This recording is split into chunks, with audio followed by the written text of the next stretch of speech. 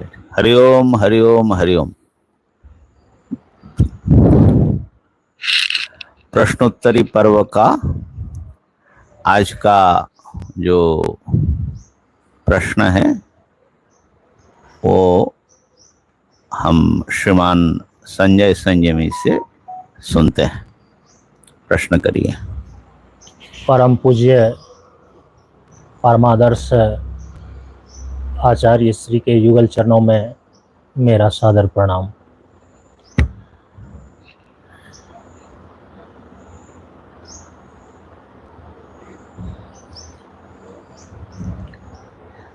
महाराज श्री के मुख द्वारा शंका समाधान की जो श्रृंखला प्रारंभ हुई है, आज उसके 12वें भाग में प्रवेश कर रहे हैं। स्वामी जी यह शंका समाधान की श्रृंखला का जो कड़ी चल रही है,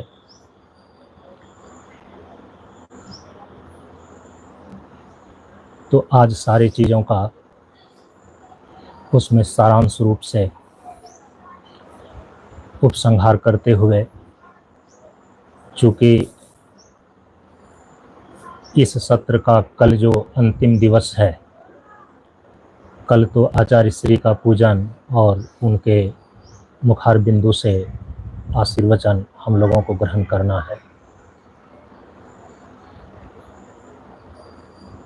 तो इसीलिए सबसे पहले मैं अपनी बातों को सारांश रूप में पहले 10 मिनट के लिए रख देना चाहता हूँ।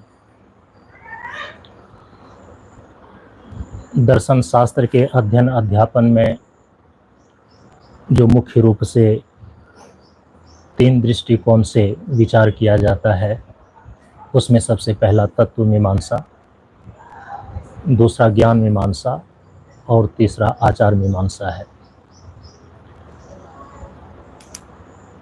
मेरे गुरुदेव पूज्यपाद बाबा श्री स्वामी शांतानंद जी महाराज के उपदेशों के प्रकाश में ये तीनों चीज़ें, तत्व मीमांसा, ज्ञान मीमांसा और आचार मीमांसा जो सामने आती है,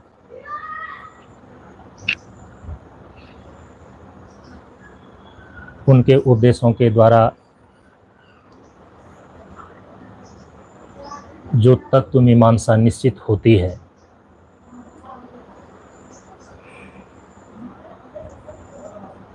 तत्व के रूप में प्रकृति और ब्रह्म को स्वीकार करते हैं।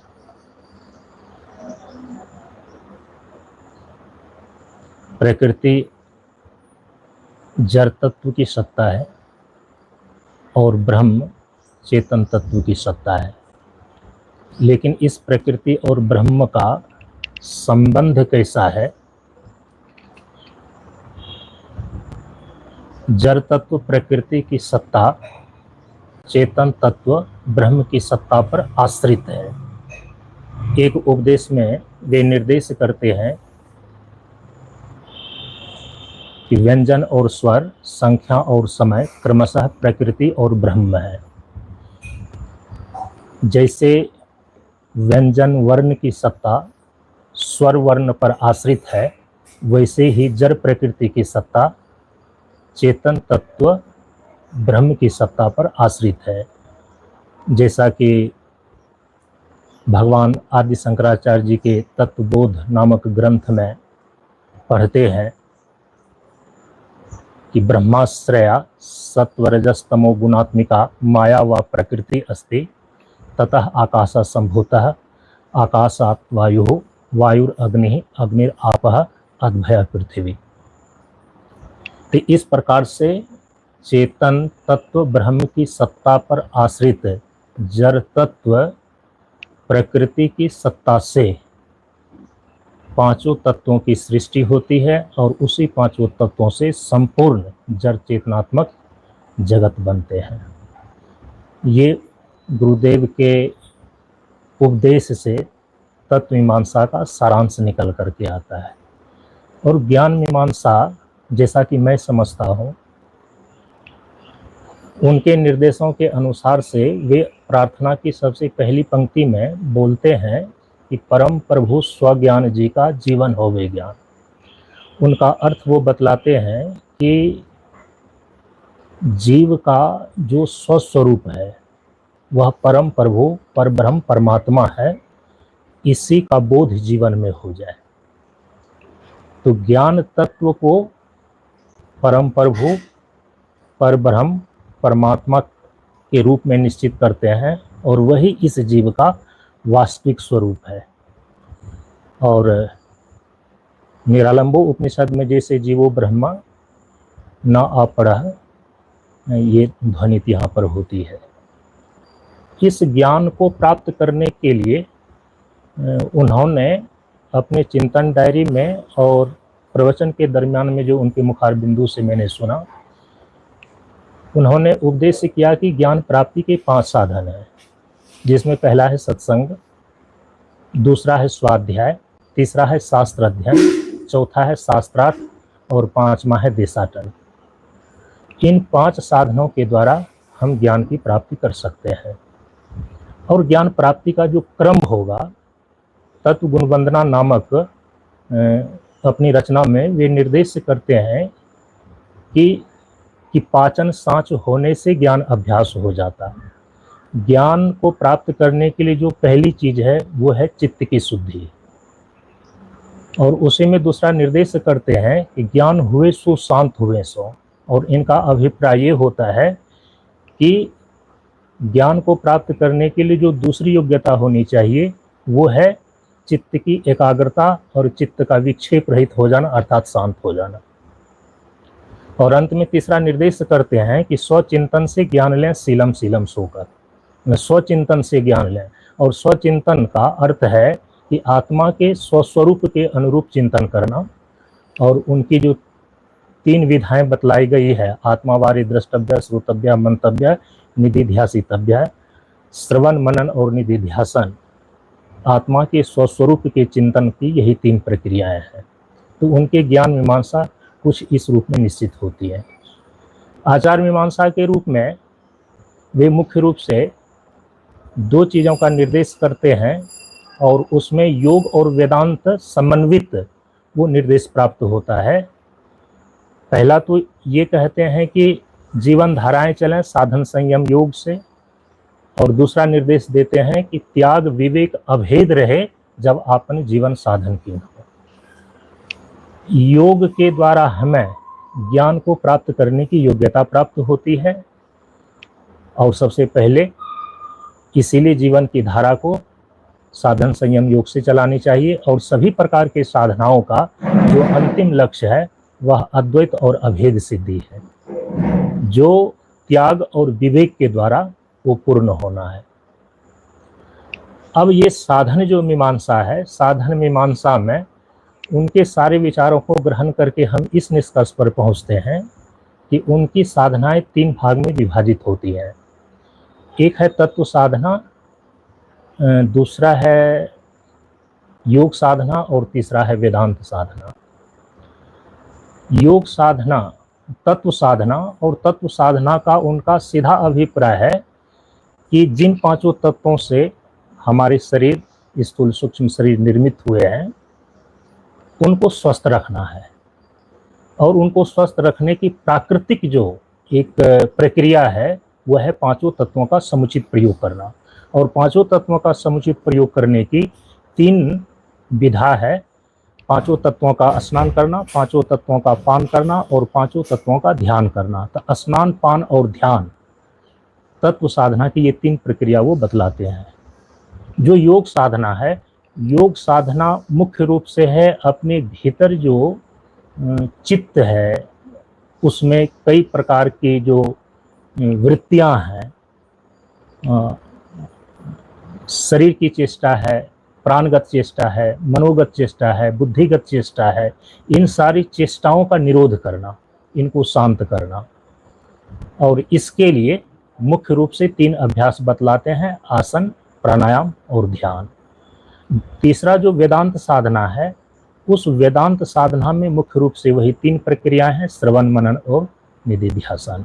तो इस प्रकार से गुरुदेव की दृष्टि में जो तत्व मीमांसा, ज्ञान मीमांसा और आचार मीमांसा है, वो इस प्रकार से सुनिश्चित होती हैं। मैंने इस प्रकार से समझा। हमारे वेदांत की परंपरा में जो परम तत्व के रूप में ब्रह्म तत्व है, वो देशकृत, कालकृत और वस्तुकृत परिच्छेद रहित, सजातीय, विजातीय, स्वगत भेद शून्य, सदघन, चिदघन, आनंद घन, एकम एवं अद्वितीयम तत्व के रूप में है। ज्ञान मीमांसा पर अभी चर्चा चल रही है। चूंकि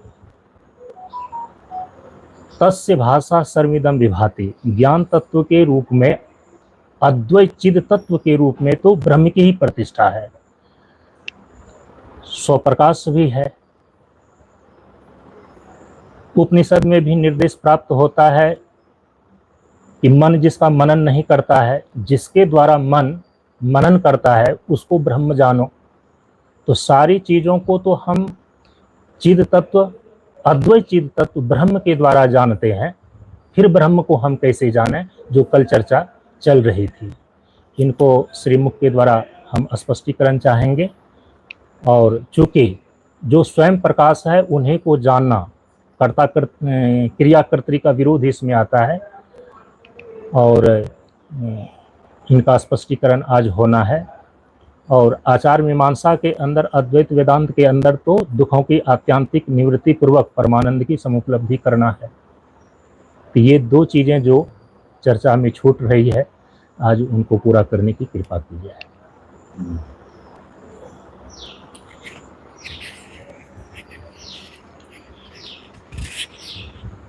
मेरे ख्याल से जो आपने सुनाया, उसमें जो तत्व साधना करके जो पंचभूतों का एक उसके साथ जो एक स्वाभाविक स्वस्थ संबंध बनाना है, और थोड़ा सा अभिनव लगा। माने शास्त्रीय मर्यादा के भीतर ही हैं, लेकिन उनका अपना स्वयं का विशेष अनुभव और मनन होगा इस विषय पर। बाकी चीजें तो शास्त्रीय ही हैं जी। तत्व साधना के द्वारा स्वास्थ्य की उपलब्धि, योग साधना के द्वारा शांति, चित्त का विक्षेप रहित होकर एकाग्रता की प्राप्ति, और वेदांत साधना के द्वारा तो उन्हीं के द्वारा केवल अज्ञान की निवृत्ति होकर के मुक्ति की उपलब्धि हो सकती है। ये जो इस प्रकार से शरीर की स्वस्थता के लिए जो पंचभूत का स्नान, पान और ध्यान जो है, तो ये थोड़ा विशिष्ट है। और पंचभूत का ध्यान मैं भी कराता हूँ जी। हमारा जो ध्यान सत्र होता है, साधना शिविर जो जी जी, जी। पंचभूत के साथ में जो अपनी एकात्मता है, उसका अनुसंधान मैंने व्यष्टि में और समष्टि में दोनों स्थान पर ये मैं कराता हूँ, तो अच्छा लगा। बाकी अपने शब्द में शास्त्रीय बातें ही हैं, कोई इसमें तो मुझे कुछ आपत्तिकर तो नहीं लगा। हम लोग जो चर्चा कर रहे थे ज्ञान मीमांसा में, उसके ऊपर आता हूँ, लेकिन शब्द पर कुछ चर्चा हुई थी हम लोग। जी जी। सार शब्द प्रणव की बात आई थी। उसमें मुझे बाद में ऐसा याद आया कि एक बात शायद आपको इस विषय पर अच्छा लगेगा सुन करके। शब्दों के स्वरूप पर वेदांत में जो दृष्टि है शब्द पर जी, तो अच्छा, वो जो ब्रह्म में आश्रित प्रकृति है, तो वो प्रकृति की स्वतंत्र सत्ता का निषेध ही है अपने यहाँ, है ना। जी प्रकृति अध्यस्त रूप में ही आश्रित हो सकती है। दो तत्व अगर जैसे टेबल पर पुस्तक है, ऐसे ब्रह्म में प्रकृति रहेगी तो दो सिद्ध हो जाएगा, फिर द्वैत हो जाएगा, ठीक है ना। तो अद्वैत के लिए एक तत्व को अध्यस्त मानना पड़ेगा, एक को अधिष्ठान और उस पर समस्त को यही अध्यस्त। संबंध है उसका, जी। ठीक है ना। अच्छा, दूसरी बात है कि किसी भी संत को जिनके सामने वो बातें करते हैं उनका स्तर देख करके बातें करनी पड़ती हैं, ये ध्यान रखना है। तो उन्होंने जब प्रमाण कह दिया कि वेदांत और योग प्रमाण है, तो अगर कुछ नहीं कहा है तो तब भी वो सब जी उसका उपसंहार हो जाता है, समझ रहे हैं ना। कई बार सामने वालों के लिए थोड़ा डाइल्यूट करके बताना पड़ता है, उनके कही भी चीजों को फिर इन्हीं प्रमाणों के द्वारा ही हमें उसका समझना समझना जी। चाहिए, ये बात है। तो शब्द पर ध्यान देने की बात यह है कि परमात्मा से जो प्रथम सृष्टि होती है वो शब्द तन्मात्रा की सृष्टि होती है। तस्माद व तस्माद आत्मनः आकाश संभूत, वह आकाश स्थूल आकाश की बात तो नहीं है, तन्मात्रा रूप है, शब्द तन्मात्रा, शब्द तन्मात्रा है, जिसको सूक्ष्म महाभूत कहते हैं ना। पंच सूक्ष्म महाभूत, ये तो पंच स्थूल महाभूत है जो इंद्रिय गम्य है और पंचीकृत है, लेकिन वो जो तन्मात्रा रूप में है वो मिश्रित नहीं है, वो अपने अपने में प्योर रूप है, ठीक है ना। पंचीकरण तो पढ़े ही होंगे। जी जी। तो अब वो जो प्रथम शब्द तन्मात्रा जिसको बोलते हैं, केवल और केवल शब्द, वो शब्द कैसा होगा, और वही शब्द सभी शब्दों के वो जनक है, केवल सभी शब्दों के नहीं, बाकी आगे के चारों महाभूतों के भी जनक है, समझ रहे हैं ना। कोई भी संकल्प या निश्चय, उसमें तो शब्द का अनुवेद होता ही है। तो यदि एको अहम का अध्याहार करके बहुश्याम के साथ जोड़ करके देखा जाए, एको अहम बहुश्याम मन पहले तदेक्षत स अकाम्य, परमात्मा का जो प्रथम संकल्प हुआ, क्या वो प्रथम संकल्प आदि संकल्प जो है वही आदि शब्द है क्या? तो वहां तो वर्णन ऐसा है कि पहले उन्होंने ईक्षण किया और ईक्षण के बाद सृष्टि की, उसमें पंचभूतों की गिनती होती है, तो ईक्षण को थोड़ा पहले रख दिया ना जी। और सांख्य प्रक्रिया से मिलती भी है। पहले जो है महत्त्व अहंकार हो करके फिर पंच तन्मात्राओं की बारी आती है। तो मैं खाली कहाँ ध्यान आकर्षित करना चाह रहा हूं,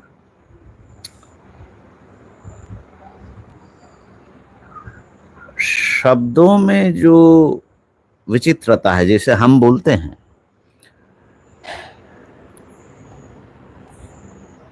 तो विभिन्न शब्द होते हैं और शब्द को तरंग रूप माना गया, शब्द तरंगाकार होते हैं।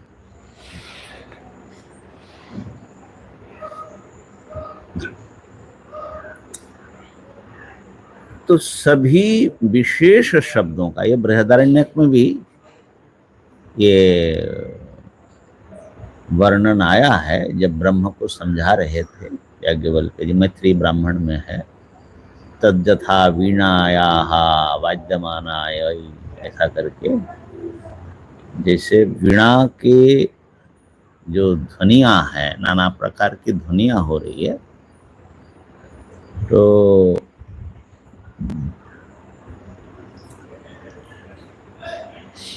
लेकिन उन कोई भी किसी भी प्रकार का ध्वनि हो या राग का आलाप हो, वो वीणा के ध्वनि है, इस प्रकार उस सब में एक सिग्नेचर मानो या एक अनुगति मानो ये रहता है।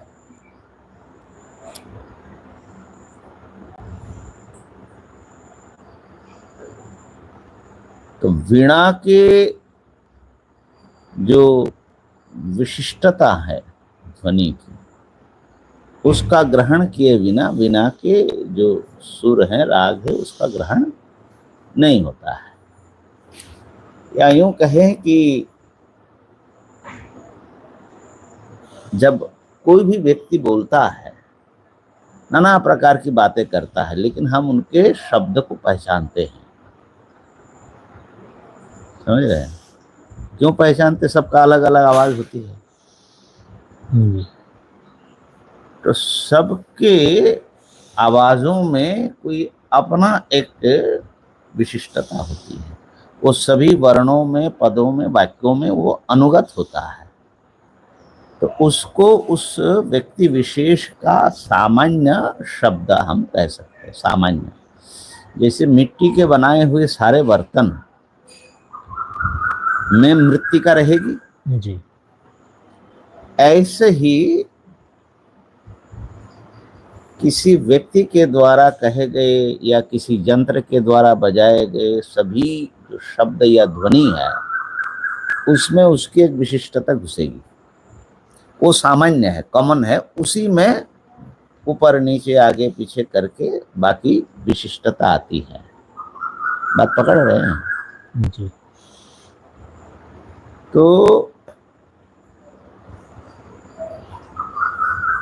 जैसे सभी तरंगों में जल की अनुगति, जल हो तभी तरंग होगा, जल का विशिष्ट रूप है। ऐसे ही बुदबुद इत्यादि जितने भी जो भी है जल विकार जी, वो जल होगा तभी ये होंगे। तो ये सभी विशेषों का सामान्य भूमि एक सामान्य वस्तु पदार्थ होता है, जो सब वहां जाकर के एक समान या सब के भीतर अनुगत होता है। तो वहीं से उठता है, उसी से अनुविद्ध होता है, उसी में विलीन होता है। तो शब्दों की दृष्टि से ये इसको अगर हम समझ ले, तो हम जो कान से सुनते हैं वो विशिष्ट शब्दों को ही ग्रहण करते हैं, लेकिन सभी विशिष्ट शब्द का कोई सामान्य शब्द होना चाहिए। और वो सामान्य जो शब्द होगा वो समझ लो एक समुद्र जैसा होगा। एक शब्द समुद्र में जैसे तरंगायित होता है, ऐसे ही ये सब शब्द जो है तर रहा होता है।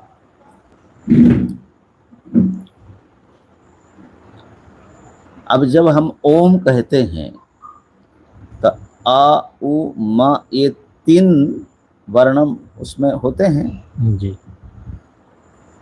लेकिन तीनों चूंकि ध्वनि है, तो उसमें एक अनुगत ध्वनि भी होगा, जिसे नाद कहा जाता है, सामान्य शब्द।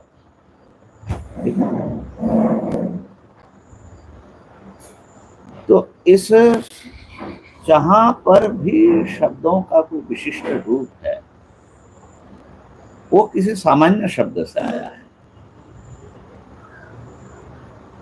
और जब एकदम महासामान्य में चले जाते हैं शब्द के, तो वो हमारे श्रवणेंद्रिय से बाहर हो जाता है। क्यों? श्रवणेंद्रिय भी शब्द तन्मात्रा से, उसके सत्व अंश से बने हुई कोई चीज है, और इसके विषय स्थूल शब्द है, जिसको अधिभूत कहा जाता है। ठीक है ना? और श्रवणेंद्रिय का अनुग्राहक दिग देवता मानते हैं, माने अध्यात्म ग्राहक चीज है, ग्राहक इंद्रिय जी, और अधिभूत जिसको ग्रहण करता है, और उसके बीच में एक अधिदेवत नियम, एक प्रिंसिपल काम करता है देवता के रूप में। ये भी शब्दों के ही विशिष्ट रूप है, तीनों ही। तीनों ही, क्योंकि शब्द से बना, हाँ, शब्द तन्मात्रा से तन्मात्राओं से श्रोत्र बना। इंद्रिय। हाँ, जी, शब्द तन्मात्रा के तमा अंश से ये जो सुनने वाले स्थूल शब्द है, स्थूल शब्द माने विषयभूत शब्द है, विषयभूत शब्द। और शब्द तन्मात्रा के ही समष्टि सत्व से अधिदैवत बना है, ठीक है ना, रजगुण से उसकी क्रियाएं होती है। ऐसे नेत्र के विषय में भी यही है। तो जब महाशब्द सामान्य में चले जाएंगे, जो कि केवल योगी ही जा सकते हैं,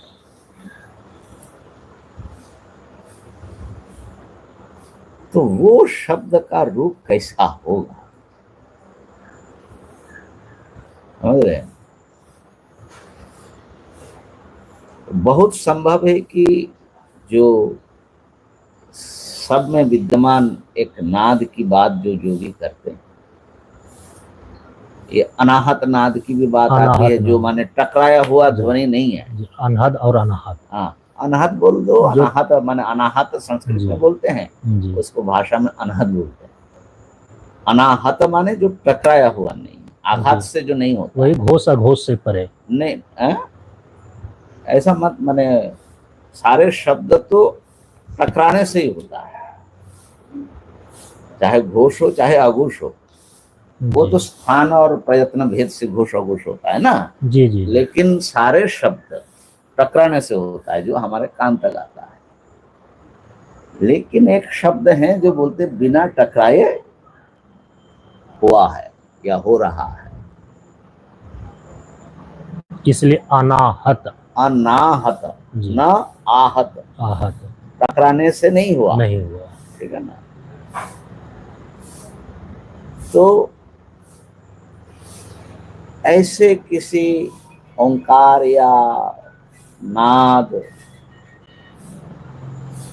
सृष्टि के मूल में फैला हुआ, वही शब्द तन्मात्रा, अब उसको आधुनिक भाषा में हम लोग वाइब्रेशन कह ले, एक स्पंद है चैतन्य में या सत्ता में, एक स्पंद है जो व्यापक है। फिर वो जो है स्पंद शब्द भी जी। कई दर्शनों में प्रयोग हुआ है, स्पंदवाद भी है ना, काश्मीर शैव का। तो वही शब्द तन्मात्रा से फिर स्पर्श तन्मात्रा, रूप तन्मात्रा, रस तन्मात्रा और गंध तन्मात्राएं हुई। फिर उनको आपस में मिलने से सब स्थूल मंद महाभूत आए और उनसे फिर ये व्यवहार चल रहा है। तो ये बात तो वेदांत सम्मत है कि सृष्टि के बीज के रूप में कोई एक नाद विद्यमान है, ठीक है। और वो नाद जो है अगर ओंकार रूप हो तो और बढ़िया हो जाता है, माने समन्वय हो जाता है।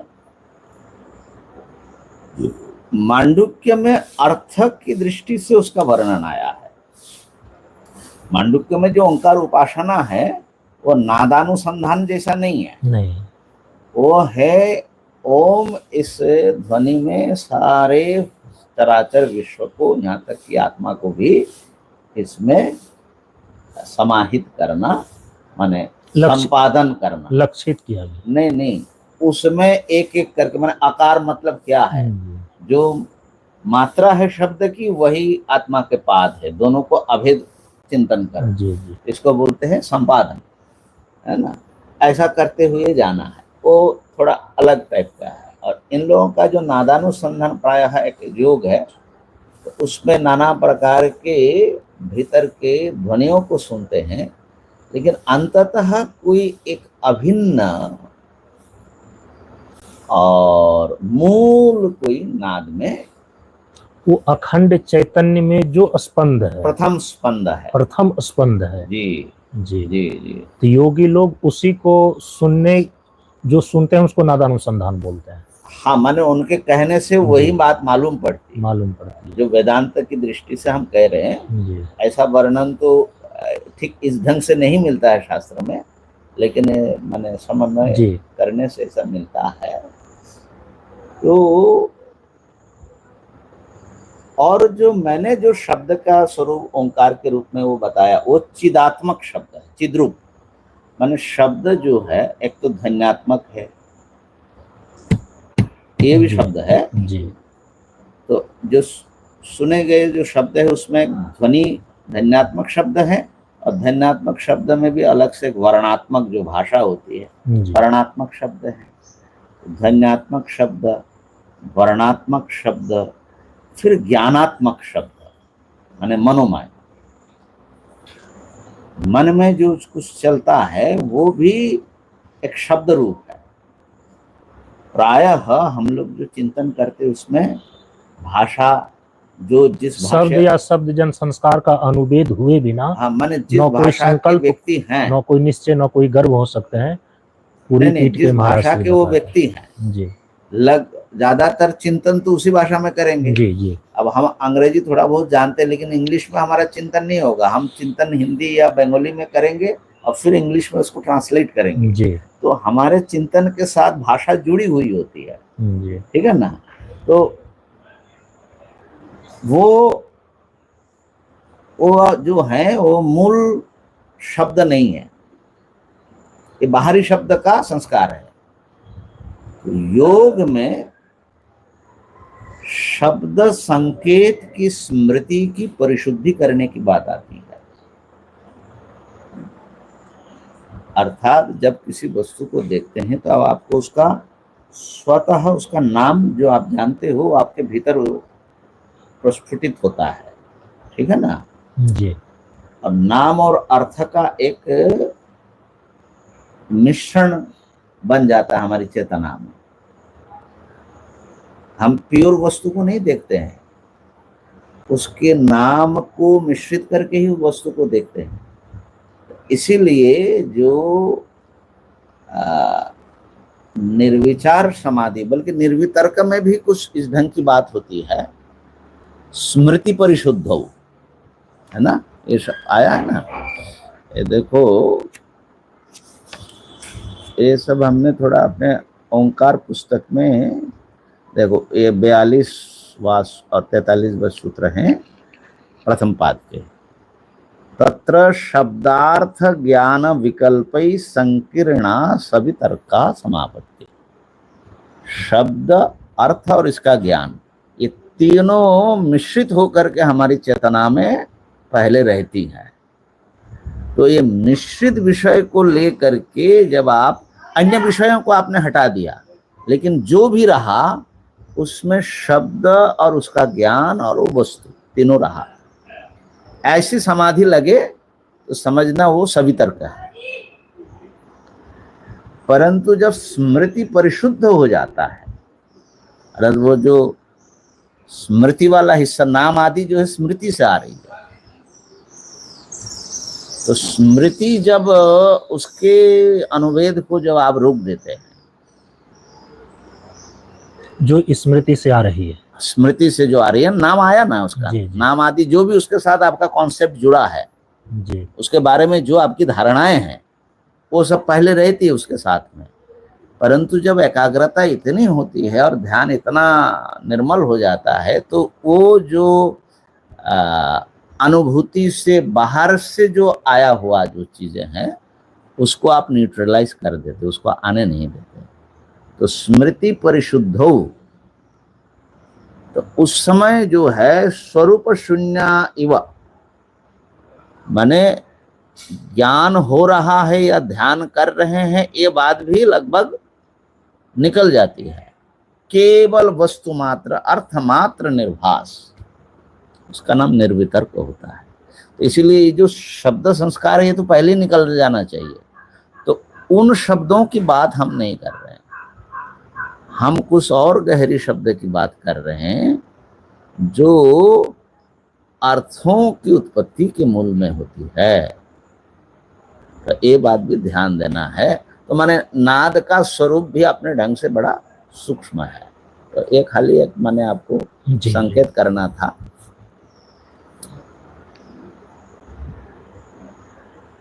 जो ज्ञान मीमांसा की बात आई, और ये बात वेदांत शास्त्र में बहुत स्पष्ट रूप से माना कि किसी भी ज्ञान व्यापार से या प्रमाण व्यापार से ब्रह्म का प्रकाश नहीं होता। वो जो है न मनोव्यापार से होता है न बुद्धि व्यापार से होता है। इंद्रिय व्यापार का तो पहले ही निषेध है। तो वस्तुओं का जो ज्ञान होता है हम लोगों को, वो तो प्रमाण व्यापार से ज्ञान होता है। उसके लिए कुछ करना पड़ता है ना जानने के लिए। जी। कम से कम देखना भी होगा तो आंख खुलना तो पड़ेगा। तो प्रमाण व्यापार के बिना किसी बाह्य वस्तु का तो ज्ञान नहीं हो सकता।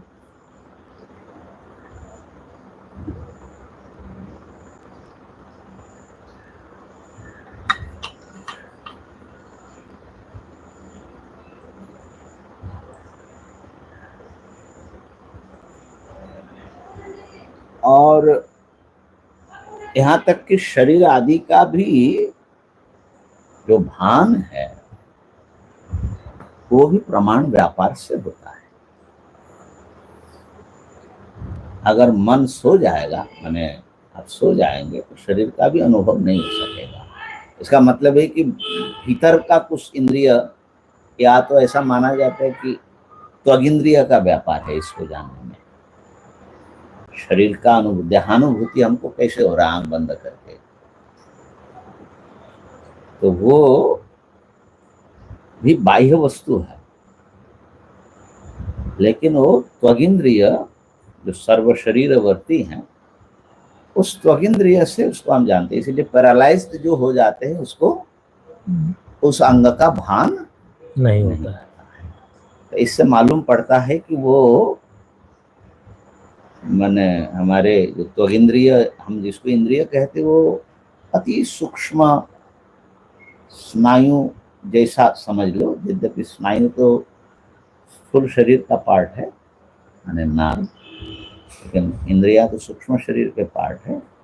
तो उसमें रहने वाली कुछ ऐसी चीज हैं, शक्ति मात्र शब्द से भी उसको कहा। ठीक है, माने जैसे समझ में आ जाए, जैसे वायर में बिजली जैसी है, इस ढंग की कोई चीज है। तो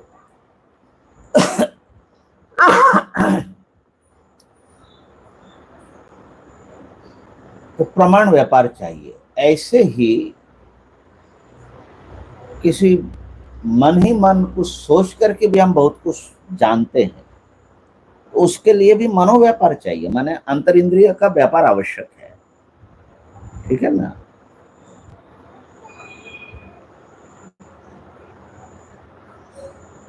तो बिना इंद्रिय व्यापार का, माने बिना किसी प्रमाण व्यापार का,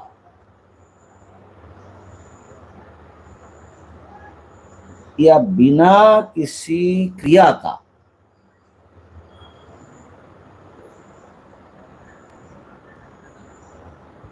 ज्ञान हो सकता है कि नहीं, ऐसा कोई ज्ञान है कि नहीं, ये विचारणीय है।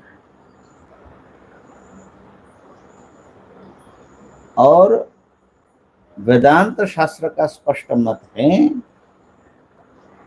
कि जो भी क्रिया से या व्यापार से जाना जाएगा वो ब्रह्म नहीं होगा, वो आत्मा नहीं होगा।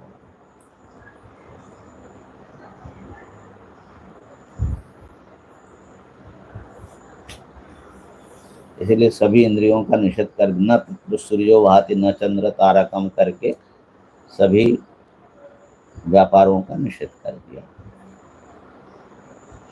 इसलिए कनोपनिषद में अन्य देव तद विदिता, जो कुछ जाना गया है अभी तक आपके द्वारा, आत्मा उसमें नहीं पकड़ में आया, उससे अलग ही रहा। वो विदित से वो अलग है। विदित माने प्रमाण व्यापार से जो जाना जाता है।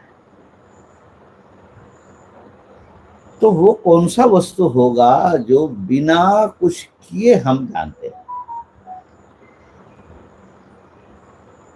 बिना बिना किसी व्यापार के, बिना किसी क्रिया के, बिना मन के।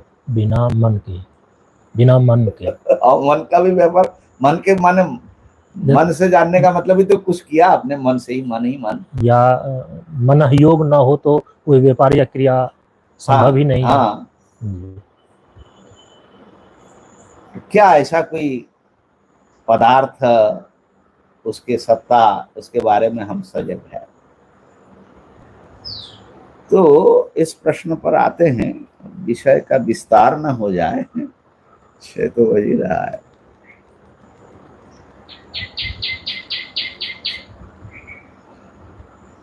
ये जो ज्ञान पदार्थ हैं, ये क्या वस्तु है? इस पर भी मुझे पता नहीं, इस पर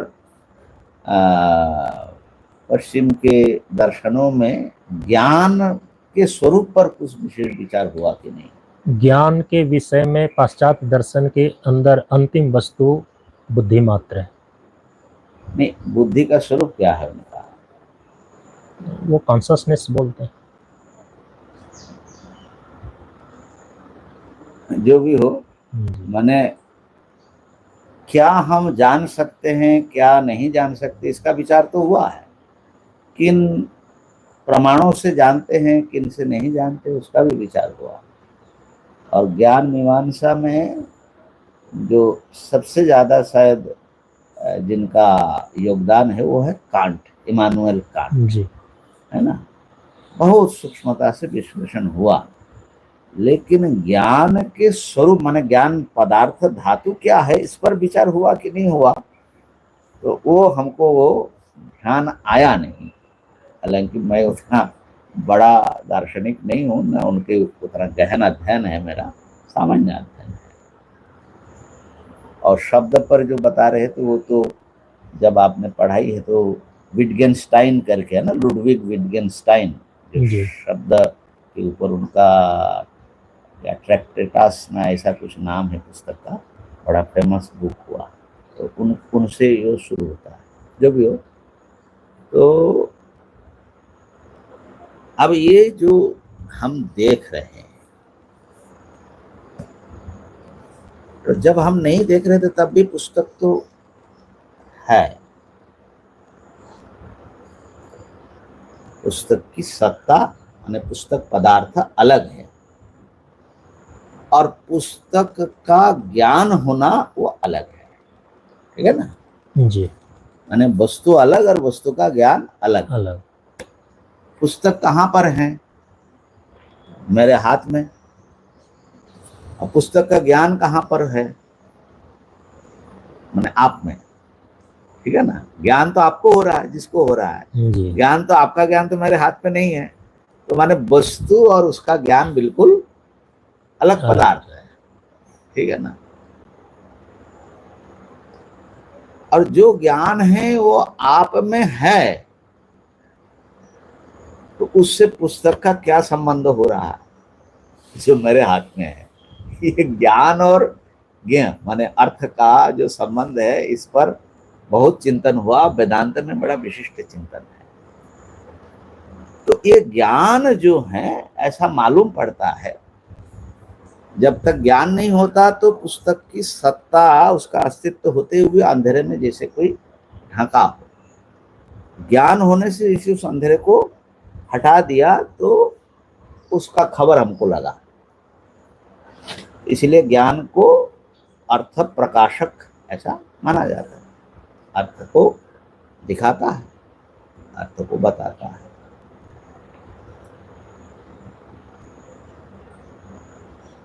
तो ज्ञान के स्वरूप पर अभी इतना बहुत गहरे में जाने की जरूरत नहीं है। कोई भी वस्तुओं का जो भी आपको ज्ञान होता है, ज्ञान ही वो दिया है जिसके सहारे हम अंधेरे में वस्तुओं को देखते हैं।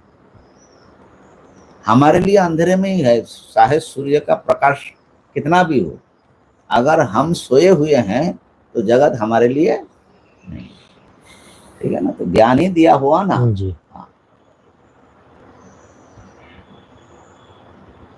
तो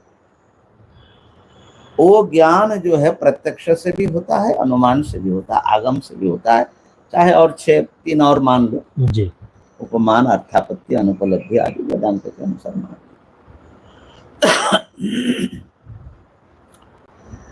तो जैसे पुस्तक है ये मुझे ज्ञान से पता लग रहा है, इसी प्रकार मुझे पता है कि मैं हूं।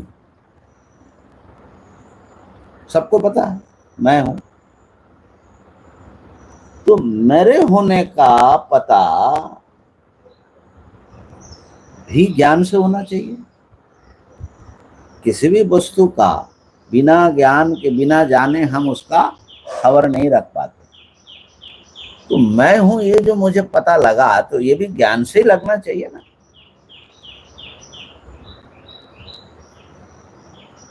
अगर मैं हूं ये ज्ञान अंधेरा हो जाएगा तो क्या हाल होगा, सोचो जरा।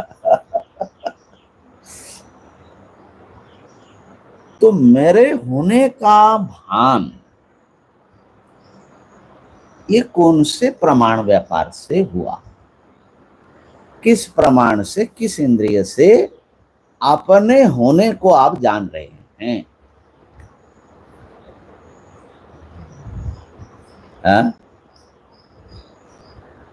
बोले महाराज आंख से देख करके पता लगता है कि मैं हूं, क्योंकि ज्यादातर शरीर को नहीं मानता है। तो भाई आंख से देख करके अगर बता रहे हो कि मैं हूं, तो अंधकार में कोई पूछे कि आप हो कि नहीं हो, क्या बताओगी? कि स्वामी जी जरा लाइट जला लेता हूं, देख लेती हूँ। तो इसका मतलब इतना तो निश्चित है कि अंधे को भी अपने होने का भान है। तो नेत्र व्यापार से मैं अपने आप को नहीं जान रहा हूं। अच्छा, अंधेरे में बिना लाइट जलाए अगर पूछा जाए आपसे कि भाई आप हो कि नहीं हो, तो आप कहोगे कि जरा मैं छू करके देख लूं। ऐसा भी नहीं होता है, आप इंस्टेंट बोलते हो। तो इसका मतलब है कि त्वगिंद्रिय व्यापार भी इसमें नहीं है। तो कौन से इंद्रिय से आप अपने आप को जानते हो? बाहर के किसी इंद्रिय से तो नहीं जान रहे हो। अपने आप को आप कैसे जानते हो? जान रहे हैं या 100% निश्चित है? दूसरे चीज जान रहे हैं कि नहीं जान रहे, उसमें तो शंका भी हो जाती है, लेकिन मैं हूं कि नहीं हूं इस विषय पर, है ना, किसी को शंका नहीं किसी को होती। शंका नहीं है।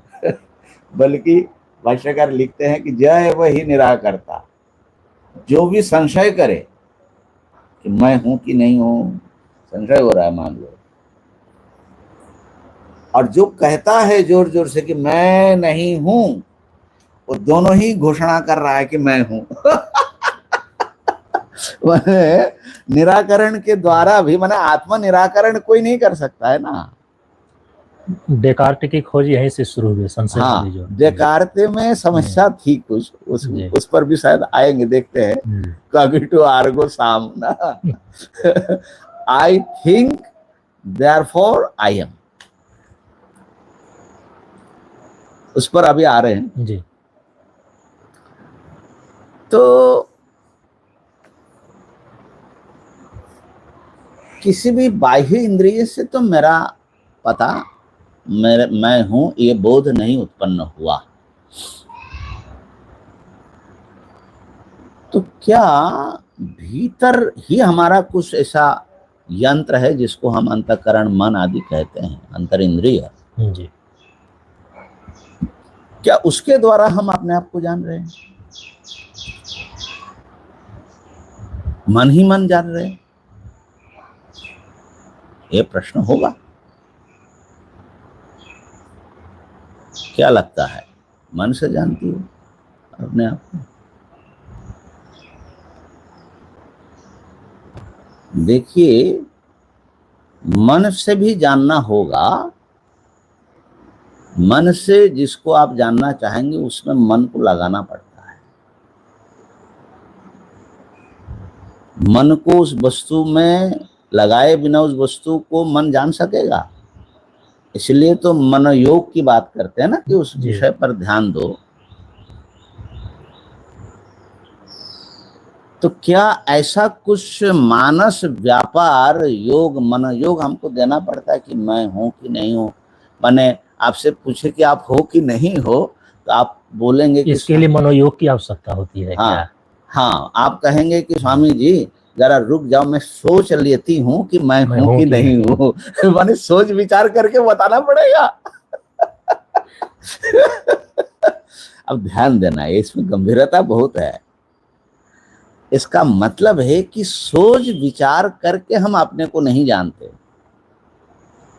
अपने को जानना सोच विचार के बिना हो रहा है, इसलिए डेकार्ते यहां गड़बड़ है। I think therefore I am, ये उल्टी बात है। मैं सोचता हूं इसलिए मैं हूं। नो, आई एम देयरफॉर मैं हूं इसलिए सोचता हूं। इसलिए मैं सोच पाता हूं। ध्यान देना, ये बात उन्होंने वो पहुंचते पहुंचते भी वो जो है मुझे लगता है कि भटक गए हैं। वो चीजें छूट गई। वो जो आत्मा की जो सप्रकाशता है ना, जो वेदांत में खिला है, वो उसका उस ढंग से उन्होंने पकड़ में नहीं आया। नहीं आया उन्होंने उनको उन्होंने क्योंकि उसकी कैटेगरी में उन्होंने ईश्वर को और किस चीज को, तीन चीज को उन्होंने उसके कैटेगरी में डाल दिया। है ना, स्वप्रकाश वस्तु की कैटेगरी में कोई दूसरा नहीं आ सकता। अगर ईश्वर आत्मा से अलग है तो उसको भी आपको जानना पड़ेगा। उसके लिए प्रमाण व्यापार आवश्यक है, ध्यान आवश्यक है, ठीक है ना। अगर दूसरा है तो मन की भी जरूरत नहीं है। इसीलिए जन्मनसा न मनुते, मन से आप उसको नहीं जान सकते हैं, तो विषय ही नहीं बनता है उसका, क्योंकि मन के पीछे पड़ा रहता है। जैसे आप नेत्र से उसी को देख सकते हो जो नेत्र के सामने है। नेत्र के पीछे या नेत्र को आप नेत्र से कैसे जानोगे? उसके लिए दूसरा कारण चाहिए, ठीक है ना। तो इसीलिए ये जो मन है, तो ये मन भी उसको जानने में असमर्थ है। तो वो जो आत्मा है वो इसलिए न मनोव्यापार से न इंद्रिय व्यापार से, अच्छा अहम या बुद्धि व्यापार से, मैंने हमारे यहाँ तो हम लोग चार तो मानते ही हैं, उसमें से किसी व्यापार से तो याद करके तो अपने को नहीं जानते। इसलिए चित्त को हटा दो, मन को हटा दिया, अब रही बुद्धि या अहम, ठीक है ना। तो ये जो अहम अनुभूति है, ये अनुभूति भी उत्पन्न होती है और नष्ट होती है। सुषुप्ति में अहम अनुभूति, जैसे अभी ये जो अहम है ऐसा वहां नहीं होता, ठीक है ना। तो ध्यान देना कि हमारे अगर दो जानने की दो अवस्था हम ले लें ज्ञान की, जागृत स्वप्न में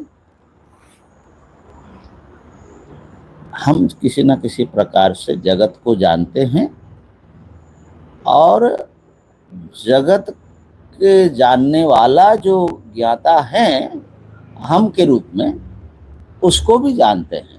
अर्थात मैं हूं और मैं आपको देख रहा हूं, आपसे बात कर रहा हूं। स्वप्न में भी इस ढंग का कुछ होता है।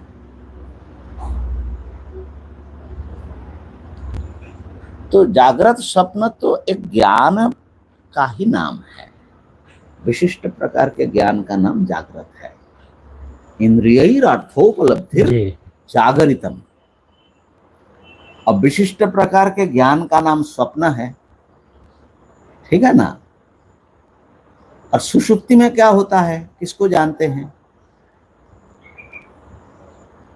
वहां तो जब आप गहरी नींद में थे तो बहुत मधुर भजन सुन रहे थे क्या? नहीं। क्या अपने आप को जान रहे थे? भी नहीं। तो अहम और इदम दोनों का ज्ञान वहां नहीं रहता है, तो वहां पर अज्ञान दशा कह ले, ठीक है ना। तो हमारे सारे ज्ञान माने प्रमाण व्यापार से, चाहे वो वासना के द्वारा मन में आई हुई स्वप्नात्मक हो या जागृत के हो, ये सारा जो ज्ञान का ये क्रियाएं चल रही है नाना प्रकार की, जानना, सुनना, सोचना आदि। इस ज्ञान व्यापार का उपराम जब हो जाता है सभी प्रकार के ज्ञान व्यापार का, तो सुषुप्ति होती है जहां अज्ञान हो जाए, हम अज्ञान में चले जाते हैं, ना अपना पता ना दूसरे का पता, ठीक है ना। इसलिए जग करके कहती भी है न किंचित अवेदिशम, कुछ भी नहीं जाना बोलते हैं।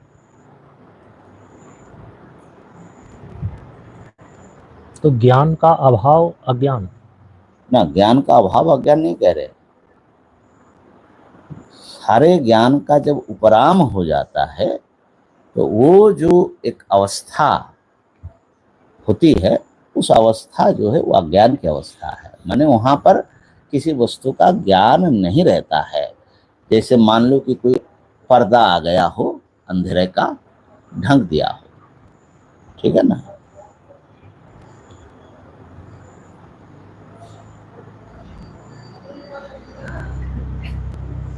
अब वो जो अज्ञान अवस्था है जहां किसी प्रकार कोई ज्ञान व्यापार नहीं है,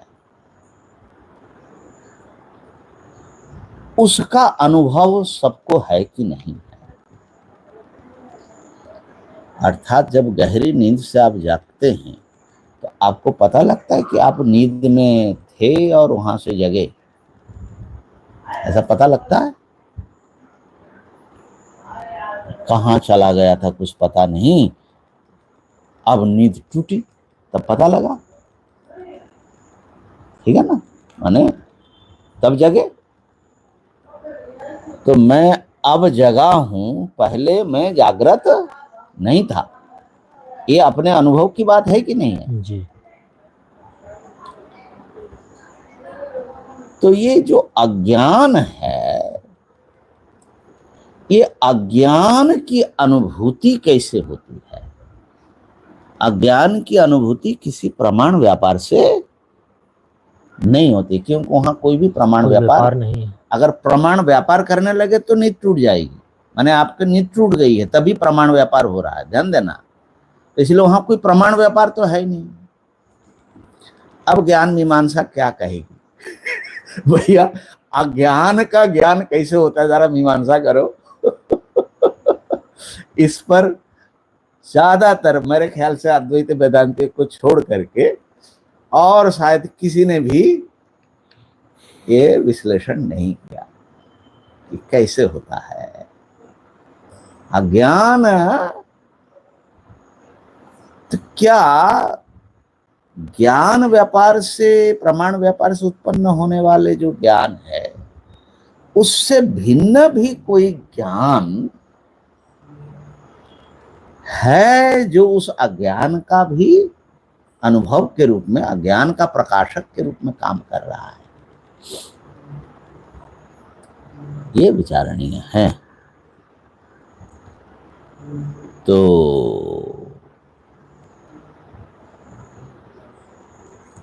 अब देखो, मान लो कि अभी प्रकाश है तो हम सब देख रहे हैं, ठीक है ना। किससे देख रहे हैं? आंखों से ही देख रहे हैं। अब अंधेरा छा जाए, बादल आ जाए, लाइट सब बंद रहे, क्या दिखेगा? वस्तुएं दिखेंगी? नहीं दिखेंगी। नहीं दिखेगा। क्या दिखेगा? कुछ दिखेगा? कुछ भी नहीं। अंधेरा भी नहीं, अंधेरा दिखेगा। अंधेरा दिखेगा। किससे दिखेगा अंधेरा? कान से सुन करके, छू करके, किससे दिखेगा अंधेरा? अच्छा, जो अंधेरा है, अंधा है, उसको अंधेरा दिखेगा कि नहीं?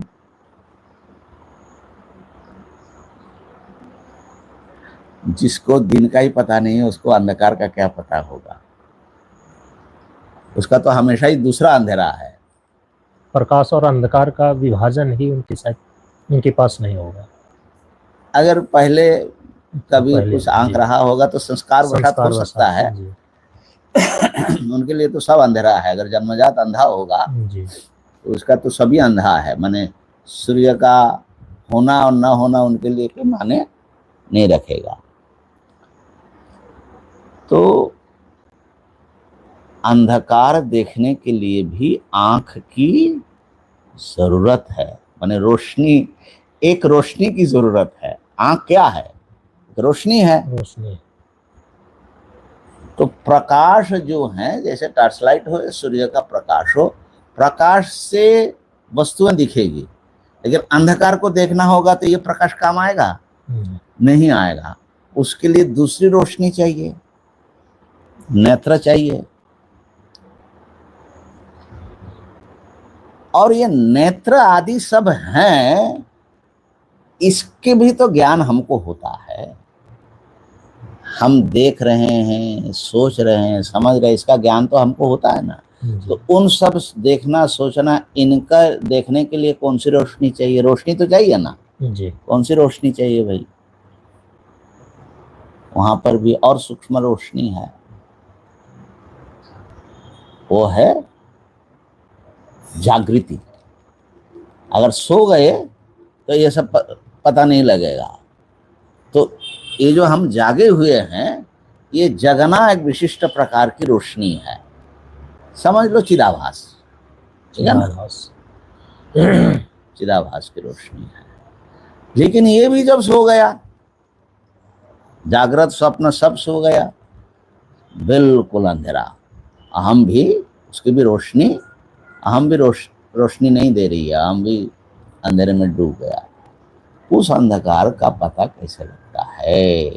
वो किसी भी प्रमाण व्यापार से नहीं है। तो ऐसा मानना पड़ता है कि कोई एक ऐसी रोशनी, ऐसा ज्ञान हमारे पास सदा विद्यमान है, जो अज्ञान को भी प्रकाश करता है और ज्ञान को भी प्रकाश करता है। वही आत्मा है। इसलिए आत्मा को स्वयं प्रकाश कहा। माने आत्मा की जो सत्ता है वो ऐसी सत्ता है जैसे सूर्य के प्रकाश से हम वस्तुएं देखते हैं। प्रकाश आवश्यक है, लेकिन सूर्य को देखने के लिए और किसी प्रकाश की आवश्यकता है नहीं है, क्योंकि वो प्रकाश रूप है ना। प्रकाश रूप है, ठीक है। ऐसे ही आत्मा की रोशनी से तो सब कुछ देख रहे हैं, लेकिन आत्मा को देखने के लिए किसी रोशनी की, क्योंकि वो स्वयं ही उसी को ज्ञान स्वरूप, स्वयं ही प्रकाश रूप है। माने वो धातु वस्तु ही ऐसा है, वो चमकने वाला है, उसको चमकाना नहीं पड़ता है, ठीक है। तो इसको यूं सारांश समझ लो, किसी वस्तु की सत्ता अलग होती है, उसका ज्ञान अलग होता है। ज्ञान वस्तु को प्रकाशित करता है, ठीक है। लेकिन एक सत्ता ऐसी है जिसके लिए कोई और ज्ञान की आवश्यकता नहीं है। उसका होना और उसका जानना, ये दो चीज नहीं है। उसका होना ही जानना है, उसका जानना ही होना है। माने इसलिए उसको अनुभव स्वरूप बोला जाता है। जैसे अग्नि स्वभावतः उष्ण होता है, भाष्यकार का उदाहरण है, ऐसे ही आत्मा स्वाभाविक रूप से ज्ञान स्वरूप है। तो इसलिए आत्मा स्वयं प्रकाश इस अर्थ में है, न कि आत्मा आत्मा को जानता है। जानता है कहने से वो कुछ क्रियात्मक ज्ञान मालूम पड़ता है। तो इसलिए बौद्धों के स्वयं प्रकाश की जो कॉन्सेप्ट है उससे हमारा अलग हो जाता है। तो उसका हमारे आचार्यों ने परिभाषा दी, अविद्यत्वे सति अपरोक्ष व्यवहार विषयत्वम स्वप्रकाशत्वम। जिसको किसी भी प्रमाण से, किसी भी कारणों से जान नहीं सकते, वो अवैध है, किसी ज्ञान का विषय नहीं है, अवैध है। लेकिन जिसके होने के बारे में आपको अपरोक्षानुभूति है, आपको किसी से पूछने जाना नहीं पड़ता।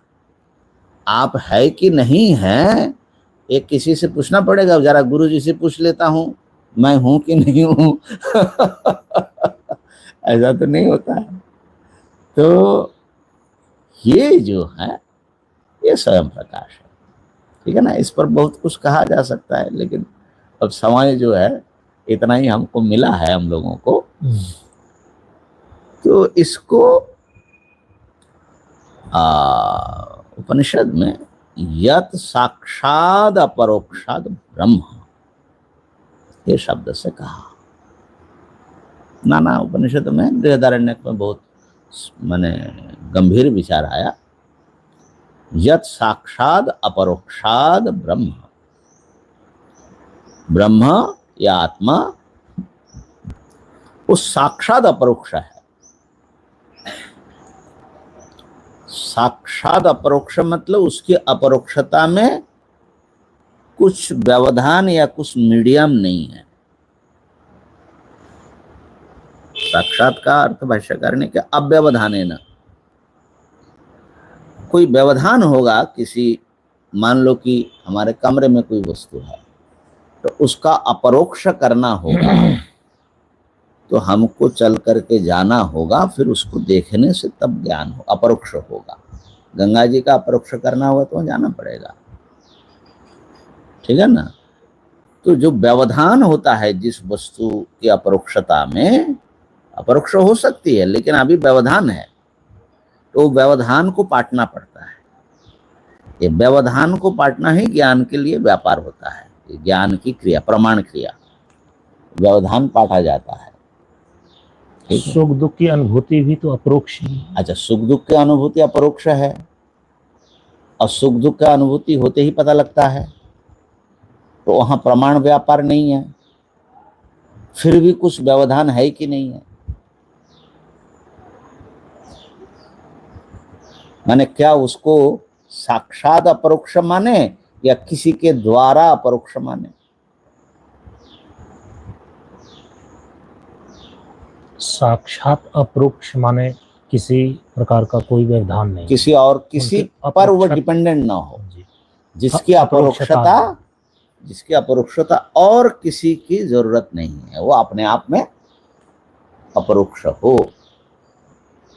तो सुख दुख तो ऐसा नहीं है। सुख दुख का पता किसको लगता है? ज्ञाता को। बिना ज्ञाता के सुख दुख अपरोक्ष होगा। अपरोक्षानुभूति के प्रवचन में स्वामी अखंडानंद जी महाराज तो उसमें केवल नित्य शब्द लगा देते हैं। क्या लगाते हैं? एक तो अपरोक्ष है, हाँ, साक्षात अपरोक्ष है, हाँ, नित्य साक्षात अपरोक्ष आत्मा है। सुख दुख और किसी भी प्रकार की अनुभूतियां हाँ जी, साक्षात अपरोक्ष हो सकती हैं, लेकिन नित्य ही साक्षात अपरोक्ष हो ऐसा नहीं हो सकता। क्यों नहीं हो सकता? सुख दुख जब तक हैं तब तक तो अपरोक्ष ही होगा। माने सुख वस्तु ही नित्य नहीं है तो क्या किया जाए, लेकिन जब उत्पन्न हुआ, जब तक रहा, तब तक तो अपरोक्ष ही रहता है। तो बात वो नहीं है, बात यह है कि सुख दुख है क्या, वो अंतकरण की वृत्ति विशेष है, वो चित्त सापेक्ष ही होगा। दृग वस्तु के बिना सुख दुख का खबर किसको लगेगा, ठीक है ना। तो इसलिए वो में भी उसका भी व्यवधान है, माने देखने वाले की अपेक्षा है, ठीक है ना। तो क्या आत्मा को किसी देखने वाले की अपेक्षा है कि हमको कोई देखे? समझ रहे? तो इसीलिए साक्षात अपरोक्ष शब्द पर्याप्त है। अब उन्होंने समझाने के लिए मैंने जी हाँ। महापुरुषों का जी, जी। तो खंडन का कोई बात ही नहीं है, उन्होंने समझाने के लिए कि लोग इसमें कंफ्यूज न हो, इसलिए नित्य शब्द जोड़ के वही कि सुख की वृत्ति तो साक्षात अनुभव में आती है हाँ कि मैं सुखी हो रहा हूँ, मैं दुखी हो रहा हूँ, लेकिन ये वृत्ति नित्य रहती नहीं है। हाँ लेकिन अपने होने की हाँ जो स्थिति है ये तो हाँ नित्य ही है। हाँ जी, बस नित्य है, तो इसलिए उसको फर्क हो जाता है। जी लेकिन सुख दुख जो है वो भी मन की सजगता अपेक्षित जी है ना, सुख होने के लिए भी उसके ज्ञान के लिए भी। तो फिर एक ही वस्तु है जो साक्षात अपरोक्ष है, ठीक है। अथा तो ब्रह्म जिज्ञासा जो आरंभ हुई हाँ जी, वो फिर किस लिए हुई? अब जब ये साक्षात अपरोक्ष वस्तु है, ठीक है ना, लेकिन क्या इसकी साक्षात अपरोक्षता इतने बिना प्रवचन के आपको पता था? हमारे गुरुओं ने नहीं सिखाया होता, इसी के लिए माने साक्षात अपरोक्ष होते हुए भी हम ढूंढ कहाँ रहे हैं उसको, अब कभी इसके तरफ ध्यान दे रहे हैं, माने उसको पहचान नहीं रहे। तो पहचानने के लिए वेदांत जिज्ञासा आवश्यक है, अज्ञान की निवृत्ति के लिए। हाँ, जी पहचानना अलग बात है और देखना या अनुभव होना अलग बात है। हो सकता है कि बहुत वर्षों बाद आप आए और हम आपको न पहचाने, लेकिन आप तो सामने ही बैठे हैं। जी तो देखना और पहचानने में अंतर है कि नहीं? जी ऐसे ही आत्मा हमेशा हमारे आंखों के सामने है, मैंने अगर कहे तो, ठीक है ना, लेकिन उसको हम आत्मा के रूप में पहचान नहीं रहे। पहचान ये पहचानने के लिए वेदांत विचार आवश्यक है। तो ज्ञान मीमांसा को कंक्लूड करते हैं, माने हमारे वेदांत में जो प्रमाणों का विभाजन है उस पर नहीं जाते। जो कुछ हम वस्तुओं का ज्ञान हमें हो रहा है, ये सारे वस्तुओं का खबर ज्ञान से हो रहा है, माने तत्त वस्तु का ज्ञान उस वस्तु का खबर देगा, उसकी सिद्धि करेगा। जिसका ज्ञान नहीं वो वस्तु हमारे लिए है कि नहीं है हम नहीं कह सकते, ठीक है ना। तो ज्ञान से वस्तु की सिद्धि होती है, ये प्रथम प्रकार की सिद्धि है। पुस्तक यहाँ है क्योंकि इसका ज्ञान हमको हो रहा है, लेकिन ज्ञान तो इसको सिद्ध किया, लेकिन ज्ञान हुआ कि नहीं हुआ ये कौन बताएगा? ज्ञान की सिद्धि किससे होगी? ज्ञान भी तो बदलता रहता है ना। ज्ञान हुआ, अब दूसरा ज्ञान आ गया, ये सब ज्ञान की सिद्धि किससे होगी? कुछ लोग मानते हैं ज्ञान की सिद्धि उसी ज्ञान से हो जाएगी, लेकिन फिर ज्ञान चला गया जब, तो वो ज्ञान तो नहीं रहा, तो पता किसको लगेगा? नए ज्ञान को। तो नया ज्ञान तो अभी जो है, नया ज्ञान जब आया तो पहला ज्ञान तो रहा नहीं, उसको कैसे पता लगेगा? बौद्धों में तो यही समस्या है ना। संतति, हाँ, ज्ञान संतति जो मानते हैं, हाँ। तो वो पूर्व ज्ञान का पता कैसे लगेगा उसको कि पहले ज्ञान था अब दूसरा ज्ञान आया, ये पता कैसे लगेगा? क्योंकि पूर्व ज्ञान रहा नहीं तो उसको तो पता नहीं लगेगा। उत्तर ज्ञान जब आया तब पूर्व ज्ञान था ही नहीं, तो कैसे पता लगेगा? माने कोई व्यक्ति यहाँ रहा, अब उसके चले जाने के बाद हम लोग आए, तो हमको कैसे पता लगेगा कि यहाँ कोई था? लेकिन ज्ञान आया गया ये सब पता लग रहा है कि नहीं लग रहा है? तो ज्ञान की सिद्धि, ज्ञान है या नहीं ये कौन बताएगा? आप बताओगे, ज्ञाता। ज्ञाता, ठीक है ना। ज्ञान की सिद्धि ज्ञाता से, ज्ञाता माने ये ज्ञाता जो है साक्षी, साक्षी से तो सभी वृत्तियों का, माने ज्ञानात्मक वृत्तियों का या कोई भी वृत्तियों का वो जो है देख रहा है। साक्षी से ज्ञान की सिद्धि, ठीक है।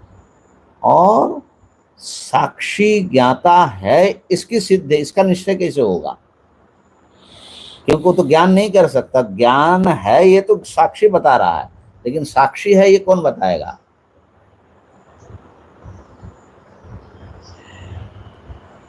बोलिए। फिर तो अनवस्था दोष हो जाएगी।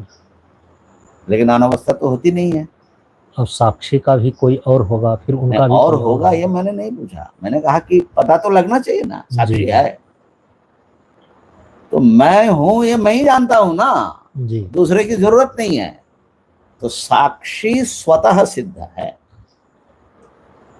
जी। यही सब प्रकाशता है। साक्षी स्वतः सिद्ध है। स्वतः सिद्ध है। आग को किसने गर्म किया प्रश्न नहीं होता है। आग से सब गर्म, वो तो स्वाभाविक रूप से गर्म है भाई। ऐसे ही वस्तु शरीर से लेकर के सारे चीजें ज्ञान से सिद्ध होता है। ज्ञान या अनुभव की सिद्धि आत्मा या साक्षी से, और आत्मा या साक्षी की सिद्धि स्वतः सिद्ध है। तो त्रिविध सिद्ध वस्तु है वेदांत में, ये ध्यान रखने का। पहला ज्ञान से सिद्ध वस्तु है, ये सब वस्तु है। ज्ञान साक्षी से सिद्ध है और साक्षी स्वतः सिद्ध। ये है हमारे ज्ञान मीमांसा। इसमें एक बात हम और जोड़ना चाहेंगे, लेकिन आज नहीं जोड़ पाएंगे, आज तो बहुत टाइम हो चुका कल के आशीर्वचन में। कल मैं वो बात कंक्लूड करूंगा कि दूसरे किसी ने इस बात को मेरे ख्याल से समझाई नहीं, कोई और दार्शनिकों ने। कुछ कुछ बौद्धों ने समझा, लेकिन वो जैसे डकारते इधर उधर हो गए, ऐसे ही हो गए वो लोग। माने वस्तु जो है वो अगर ज्ञान से बाहर रह जाएगा, ज्ञान की सत्ता से, तो कभी नहीं सिद्ध हो सकता है। इसीलिए वस्तु किसी ना किसी रूप में ज्ञान में ही अध्यस्त है, ये मानना पड़ता है। अर्थात इधर जो देखने वाला है और उधर जो वस्तु है ना, दोनों के भीतर एक अखंड चैतन्य रूप ज्ञान होगा, तभी ये जगत व्यापार होगा। इसके बाद काल करेगा। आज यहाँ पूर्ण करता हूँ। ओम पूर्णमदः पूर्णमिदं पूर्णात् पूर्णमुदच्यते पूर्णस्य पूर्णमादाय पूर्णमेवावशिष्यते। ओम शांति शांति शांति। ओम ब्रह्मार्पणमस्तु।